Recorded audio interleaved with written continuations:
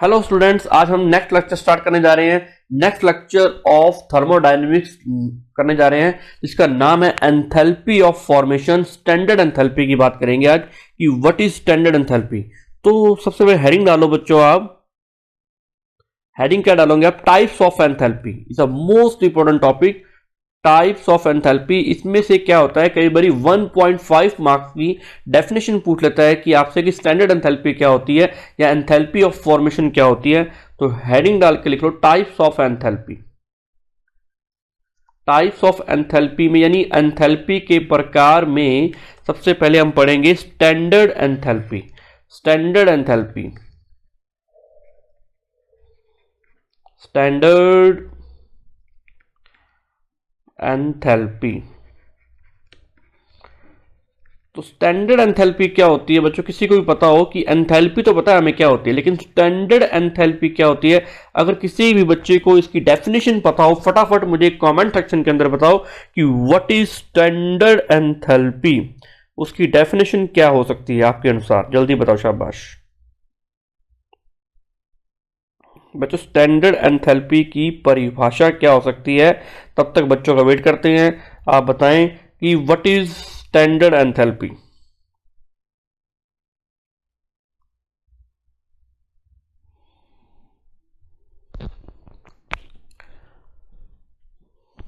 जल्दी बताएं, शाबाश बच्चों। सिंपल सी बात है, स्टैंडर्ड एंथैल्पी क्या होती है? अगर कोई भी केमिकल रिएक्शन स्टैंडर्ड कंडीशन में हो रही है, समझे? अगर कोई भी केमिकल रिएक्शन अगर ना स्टैंडर्ड कंडीशन का मतलब क्या होता है बच्चों? बताओ फटाफट कमेंट सेक्शन के अंदर कि what is standard condition. Standard condition का मतलब होता है कि 1 एटमॉस्फेरिक प्रेशर पर कोई रिएक्शन हो रही है। स्टैंडर्ड स्टैंडर्ड का मतलब होता है 298 केल्विन टेम्परेचर, यानी यानी क्या मतलब हुआ? 25 डिग्री सेल्सियस पर कोई टेम्परेचर पर कोई रिएक्शन हो रही है, कोई तापमान पे कोई अभिक्रिया हो रही है, उसको बोलते हैं। और 1 मोल कंसंट्रेशन उसमें बन रहा है या उसमें 1 मोल कंसंट्रेशन का यूटिलाइज हो रहा है फॉर केमिकल रिएक्शन। अगर इन तीनों को बोलते हैं स्टैंडर्ड कंडीशन बोलते हैं। अगर इन कंडीशंस में कोई एंथैल्पी में परिवर्तन आ रहा है, माना मतलब अगर कोई केमिकल रिएक्शन या any chemical reaction which is change in standard condition,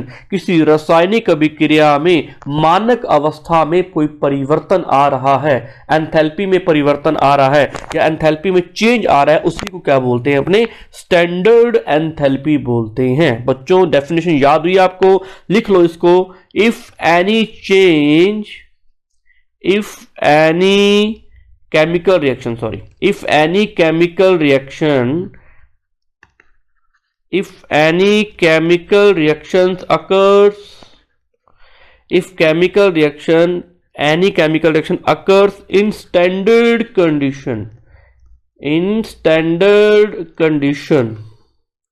कई बारी क्या होता है कि आज जो मैं टॉपिक करवा रहा हूं उसमें से डेफिनेशन आपसे पूछ ली जाती है कि what is definition. Standard condition in which, कई बार न्यूमेरिकल भी आ जाता है, in which pressure is equal to 1 bar comma temperature is equal to 298 kelvin is comma concentration is 1 molar, then change in enthalpy, इस conditions में then change in enthalpy for reaction, then change in enthalpy for this reaction या for this reaction is called standard enthalpy. It's called standard enthalpy। बच्चों definition याद हुई आपको? Standard enthalpy, इसे standard enthalpy बोलते हैं। अगर मैं हिंदी में डिफाइन करूं, यदि कोई रासायनिक अभिक्रिया, कोई भी रासायनिक अभिक्रिया, साथ ही साथ नोट करते जाओ बच्चों, बिल्कुल इजी लैंग्वेज में डेफिनेशन लिखवा रहा हूं, जिसका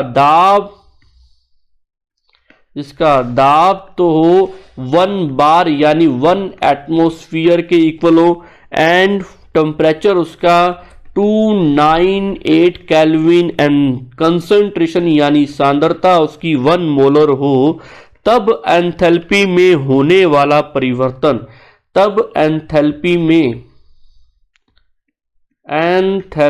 में होने वाला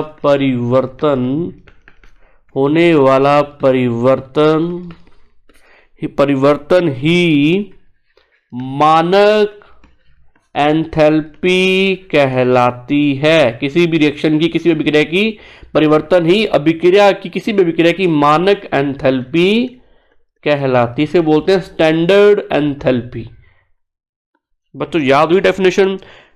अब इसको रिप्रेजेंट कैसे करते हैं बच्चों, आपको बताओ कि हमने जब एंथैल्पी को हमने रिप्रेजेंट किससे किया था नॉर्मली, तो हमने चेंज इन एंथैल्पी को किया था डेल्टा एच। हम हमेशा बात करते हैं, जब मैं एंथैल्पी बोलूंगा मतलब हम बात कर रहे हैं चेंज इन एंथैल्पी की, हम बात कर रहे हैं एंथैल्पी में परिवर्तन की बात कर रहे हैं। बच्चों बात समझ में आई? अगर मैं कभी भी एंथैल्पी में बात करूंगा ना, तो वो हमेशा मैं किसकी बात करूंगा, मैं एंथैल्पी में परिवर्तन की बात करूंगा। इसको बोलते हैं एंथैल्पी में परिवर्तन, है ना। अब तो अगर हमने स्टैंडर्ड कंडीशन में लगाने के लिए मैं क्या करूंगा, यहां पर नोट लगा दूंगा, इट इज स्टैंडर्ड कंडीशन, तो इसको बोलेंगे स्टैंडर्ड एंथैल्पी, यानी चेंज इन स्टैंडर्ड एंथैल्पी। बात एक ही है बच्चों, इसको बोलेंगे standard enthalpy. It is represented by delta H note. इसे डेल्टा एच नोट के द्वारा प्रदर्शित किया जाता है। Standard enthalpy. ओके, तो इससे बच्चों नोट कर लो। आगे आती है definition enthalpy of formation. Next heading डालो बच्चों, सेकंड जो डेफिनेशन आ रही है वो है enthalpy of formation. Enthalpy of formation, enthalpy of formation यानी एंथैल्पी ऑफ फॉर्मेशन का मतलब क्या होता है बच्चों, संभवन की उष्मा, यानी निर्माण की उष्मा। संभवन की उष्मा यानी निर्माण की उष्मा, निर्माण की उष्मा। ओके, तो बात कर रहे हैं निर्माण की उष्मा, निर्माण की उष्मा, तो संभवन की उष्मा की बात करते हैं। तो इसको रिप्रेजेंट करने का मतलब क्या है कि इसको अपने रिप्रेजेंट कैसे करते हैं कि डेल्टा एफ से रिप्रेजेंट करते हैं इसको। डेल्टा एच तो बोलते हैं एंथैल्पी में परिवर्तन, लेकिन ये एंथैल्पी में परिवर्तन है कैसा, इन फॉर्मेशन ऑफ एंथैल्पी की बात कर रहे हैं। तो इसको हम डिपेंड करेंगे डेल्टा एच एफ और ऊपर लगा देंगे नोट, क्योंकि ये भी रिएक्शन जो हो रही है वो स्टैंडर्ड कंडीशन में हो रही है, यानी temperature is 298 kelvin and pressure is the 1 atmospheric pressure and concentration is 1 mole. तो it is represented by delta HF note। इसे delta HF ने नोट्स किया था और इसको ही बोलते हैं standard and formation of enthalpy. इसको क्या बोलते हैं अपने, स्टैंडर्ड फॉर्मेशन ऑफ एंथैल्पी। मतलब किसी अभिक्रिया की निर्माण के टाइम जो एंथैल्पी में परिवर्तन होता है वो भी स्टैंडर्ड कंडीशन, वो भी मानक अवस्था में, उसको बोलते हैं स्टैंडर्ड फॉर्मेशन ऑफ एंथैल्पी, जो निर्माण में बात करते हैं अपने, है ना। अब इसको अगर अपने डिफाइन करें, डेफिनेशन लिखें, तो बच्चों इसकी डेफिनेशन लिख लो साथ के साथ। इसकी 1 लाइन में डेफिनेशन पूछी जाती है, या इससे न्यूमेरिकल आएगा, न्यूमेरिकल जो आएगा वो मैं करवा दूंगा।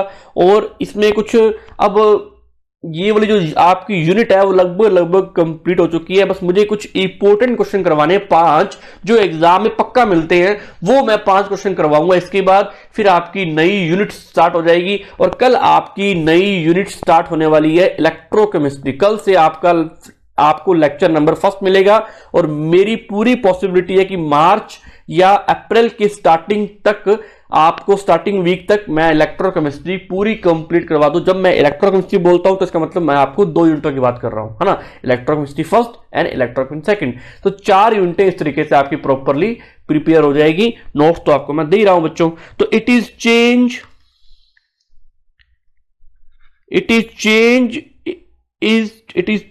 in enthalpy, it is change is enthalpy when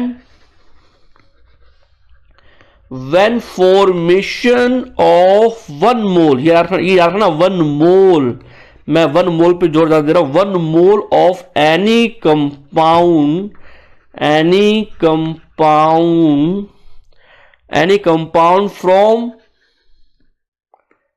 from its constituents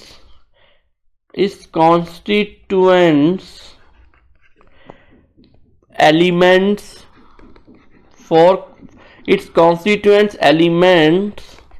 in their standard condition।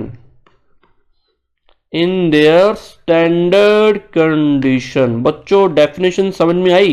ये कहता है कि जो एंथैल्पी में वो परिवर्तन, वो चेंज इन एंथैल्पी जो फॉर्मेशन का टाइम होता है, और जो वो फॉर्मेशन हो रही है ना वो सिर्फ 1 मोल की होगी।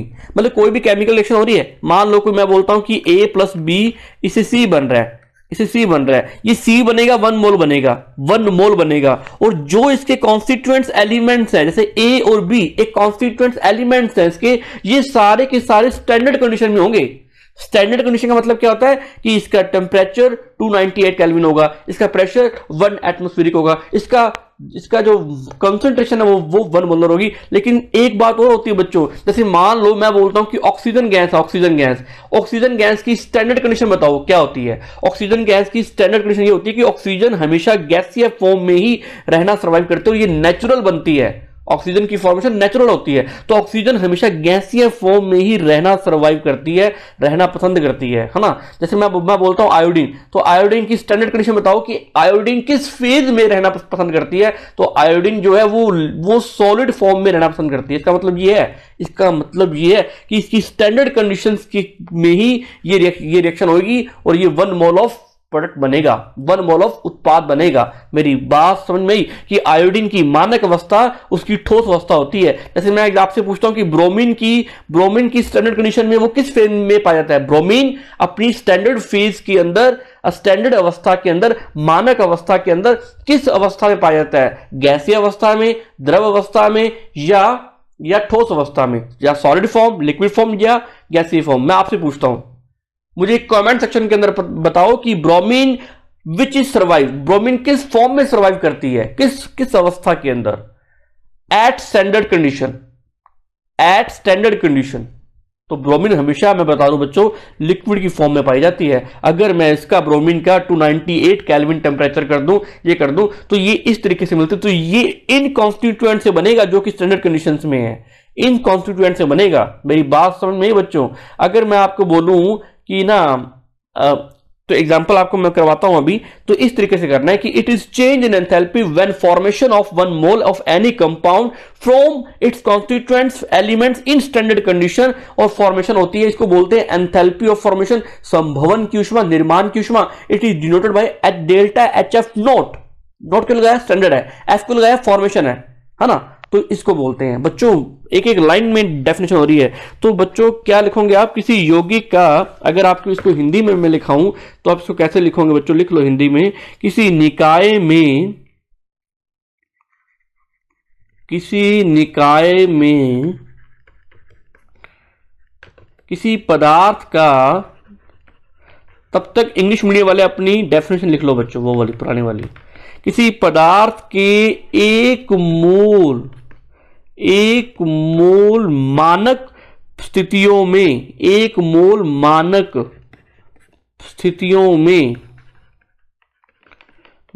स्थितियों में अभिक्रिया, रासायनिक अभिक्रिया द्वारा परिवर्तन,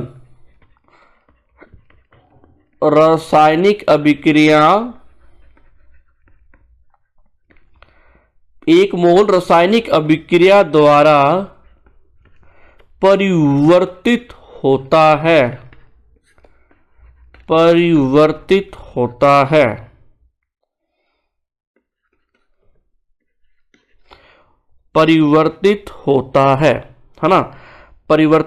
लेकिन ये परिवर्तित कितना होता है?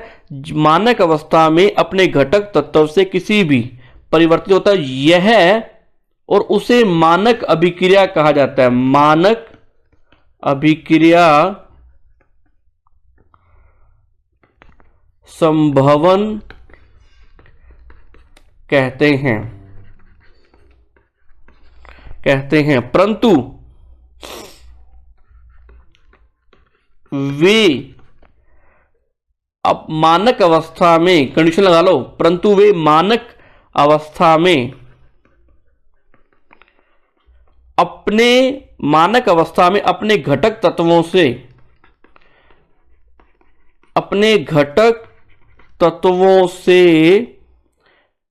से किसी भी यौगिक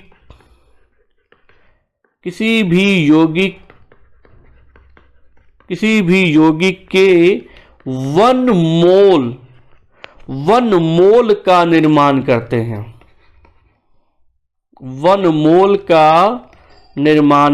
हैं। और यह एंथैल्पी में परिवर्तन संभवन की ऊष्मा कहलाता है। लिख लो बच्चों, यह एंथैल्पी में परिवर्तन संभवन की ऊष्मा कहलाता है। आगे लिखो नोट डाल के क्या लिखोगे बच्चों, बिल्कुल सिंपल सी बातें हैं। नोट डाल के लिखो बच्चों, NOTE नोट डाल के लिखो, enthalpy of formation of some compounds, enthalpy of formation. बच्चों डेफिनेशन आ गई ना आपको, जल्दी बोलो, एंथैल्पी ऑफ फॉर्मेशन ऑफ सम कंपाउंड्स। हर साल छोटे क्वेश्चंस में ये क्वेश्चन आता होता है, compounds in some compounds in their standard state, enthalpy of formation of some compounds in their standard state is assumed to be zero।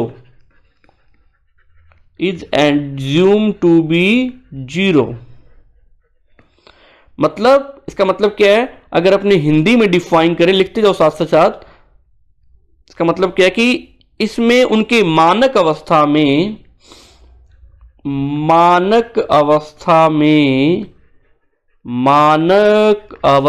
में कुछ यौगिकों की संभवन ऊष्मा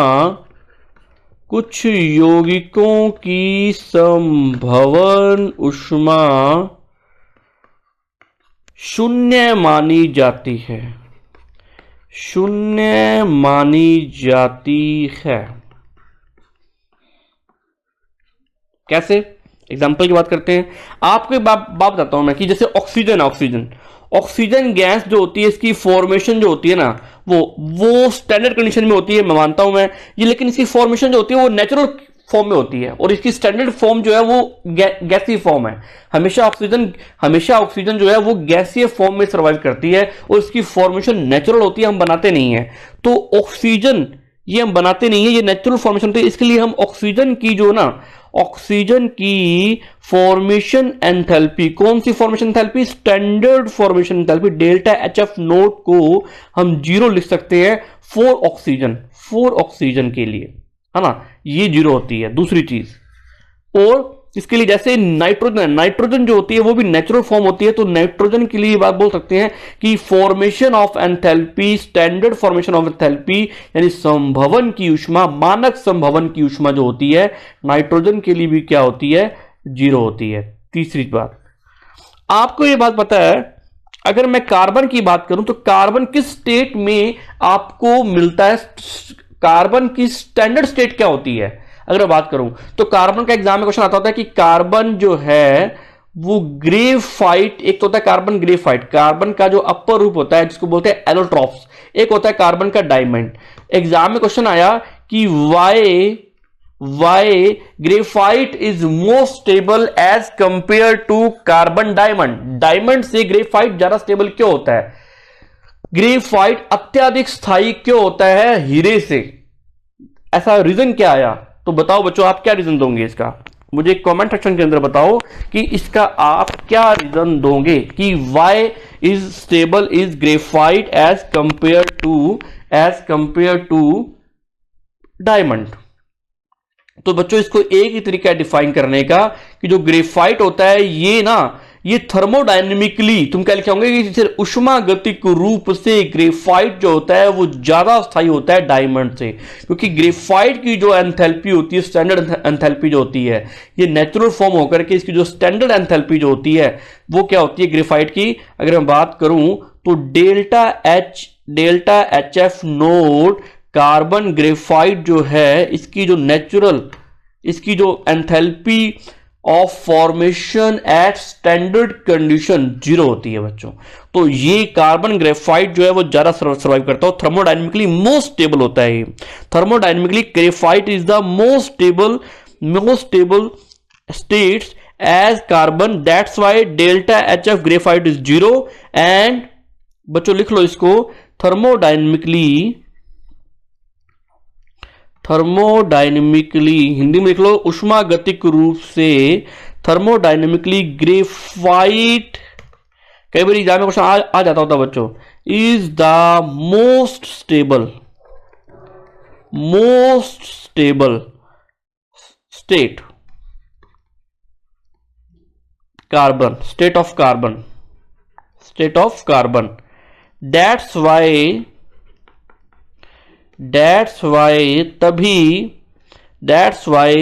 the formation of delta H naught carbon graphite is equal to 0 and diamond की बात करें, enthalpy of formation delta HF note of carbon diamond की बात करें, अगर डायमंड की बात करें तो क्या होगा बच्चों, अगर डायमंड की बात करूं तो नॉट इज इक्वल टू 0। ये बात है डायमंड की और ये बात है ग्रेफाइट की। तो इसलिए ग्रेफाइट जो होता है थर्मोडायनेमिकली मोस्ट स्टेबल होता है, क्योंकि इसलिए उष्मागतिक रूप से ये ज्यादा स्थायी होता है। लिख लो बच्चों, उष्मागतिक रूप से ग्रेफाइट की अवस्था कार्बन की अवस्था ज्यादा स्थायी होती है हीरे की तुलना में। तो इसका कारण तुमने लिख लिया बच्चों। अब आगे चलते हैं, जैसे मान लो और तुम्हें कोई एग्जांपल दूं, जैसे ब्रोमीन है, ब्रोमीन की जो स्टैंडर्ड फॉर्म होती है, ब्रोमीन स्टैंडर्ड फॉर्म में सर्वाइव करता है, किस फॉर्म में करता है, अगर मैं इसकी निकालूं delta HF note of bromine, तो ब्रोमीन जो पाया जाता है वो लिक्विड स्टेट में मिलता है, तो लिक्विड स्टेट में ही ये ज्यादा स्टेबल होता है बच्चों।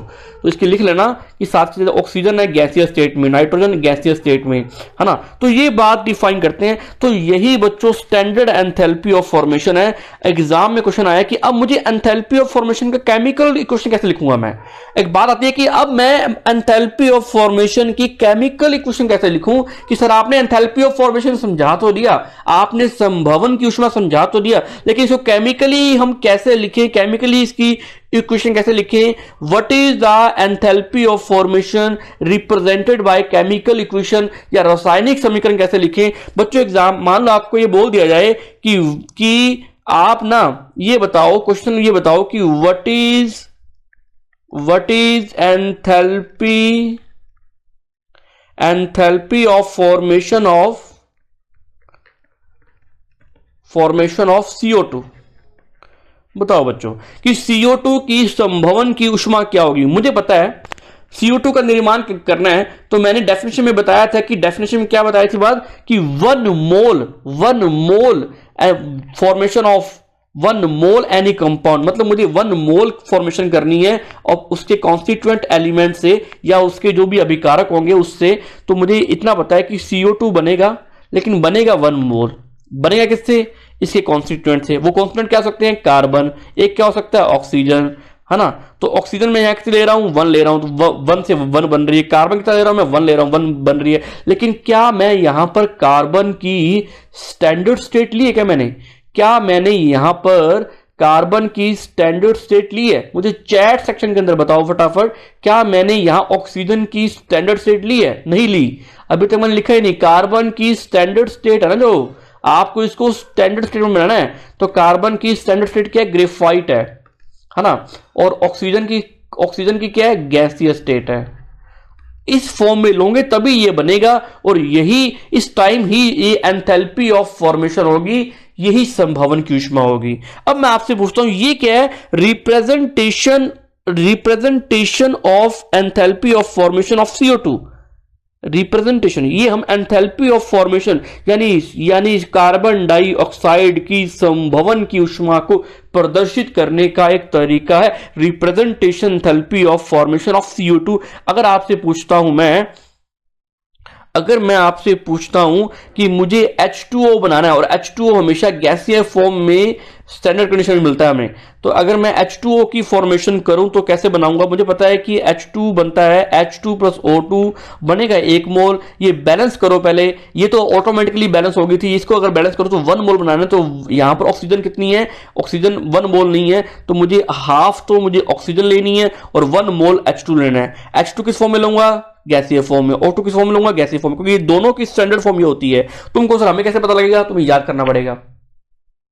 तो ये तरीका है, ये दोनों डेफिनेशन डिफाइन की, स्टैंडर्ड एंथैल्पी की और एंथैल्पी ऑफ फॉर्मेशन की। ये एग्जाम में पूछा जाता है कि define the standard enthalpy, 1.5 marks का क्वेश्चन आता है। Define the enthalpy of formation, संभवन की ऊष्मा क्या होती है समझाइए। 1.5 नंबर का क्वेश्चन आता है एग्जाम के अंदर, हर साल अप्रोक्सीमेटली मिलता है। तो ये हुआ बच्चों, अपनी थर्मोडायनेमिक्स की यूनिट कंप्लीट हो चुकी है, मैं सारी बातें करवा चुका हूं। मुझे बस 5 इंपॉर्टेंट क्वेश्चन करवाने जो पक्का मिलेंगे एग्जाम के अंदर, आपको पक्का मिलेंगे, वो करवाने हैं जो कि इनके आपसी रिलेशन है। जैसे मान लो change in enthalpy at constant pressure, change in enthalpy at constant volume, तो वो आपस में क्या रिलेशन होता है? सीपीसीवी क्या होते हैं ना, ये सीपीसीवी में करवा चुका हूं, लेकिन इसमें आपस में क्या रिलेशन है ना, वो करवाना है मुझे। डेल्टा एच और डेल्टा ई में आपस में क्या रिलेशन है वो बताना है मुझे। तो इस तरीके से आपसी संबंध बताने हैं मुझे। इस पे क्वेश्चन आते होते हैं कि what is the relation, what is the ratio of CP CV, what is the relation of CP CV, है ना। ये चीजें मुझे बतानी है, 4-5 क्वेश्चन बताने हैं मैंने। एक क्वेश्चन जो आपका मोस्ट इंपोर्टेंट है, Joule Thomson coefficient, Joule Thomson theory, Joule Thomson गुणांक, वो भी करवाना है। तो वो ना, ये टॉपिक बच्चे के जो वो है कि जो इंपॉर्टेंट क्वेश्चन होते हैं जो मैंने करवाने हैं, जो मैंने छांट के जो इनसे ही बनते हैं, है ना। तो ये वाली यूनिट आपकी क्लोज हो चुकी है, ये वाली यूनिट आपकी खत्म हो चुकी है। इसके बाद जो आपको लेक्चर मिलेगा वो मिलेगा इंपॉर्टेंट क्वेश्चंस का, जो वीक में 1 लेक्चर मिलेगा। उसके अलावा आपको मैं इलेक्ट्रोकेमिस्ट्री स्टार्ट करवाने वाला हूं। कोई भी डाउट हो मुझे आप पूछें, ठीक है। इलेक्ट्रोकेमिस्ट्री कल से आपकी स्टार्ट होने जा रही है, electrochemistry first 3rd unit. Okay बच्चों, कोई आपको डाउट है तो बताओ बच्चों, शाबाश। तो ये बच्चों नोट्स बनाते जाओ आप हाथों हाथ, मैं भी आपको दे रहा हूं, लेकिन आप भी बनाओ, खुद के बनाए हुए नोट्स याद रहते हैं बच्चों। और आप चिंता मत करना, आपके एग्जाम जो है ना वो जून की स्टार्टिंग में पॉसिबिलिटी बनती है, उससे पहले एग्जाम होने की कोई पॉसिबिलिटी नहीं है। तो आपके पास जो मंथ बच गया, मार्च, अप्रैल एंड मई, आपके पास 3 मंथ है, तब तक अपना काम चलता रहेगा। और अप्रैल में आपका सिलेबस पूरा कंप्लीट करवा दिया जाएगा और उस टाइम आपके प्रैक्टिकल भी हो जाएंगे। तो बच्चों चिंता नहीं करनी किसी बात को लेकर के। ओके बच्चों, बाय बच्चों, थैंक यू।